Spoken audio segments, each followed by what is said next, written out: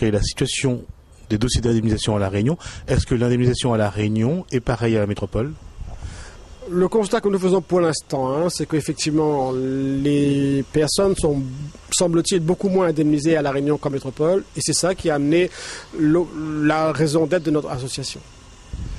Alors, si on fait un état des lieux et si on compare par rapport à la métropole, cette indemnisation, comment elle est à La Réunion?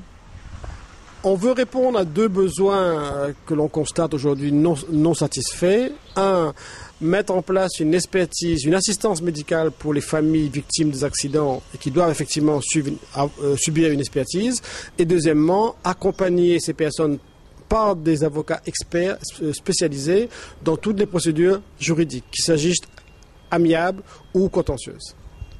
Il y a une grosse défaillance dans la procédure d'indemnisation à La Réunion. La défaillance vient, à mon sens, du fait que les gens sont très très mal informés de leurs droits à La Réunion.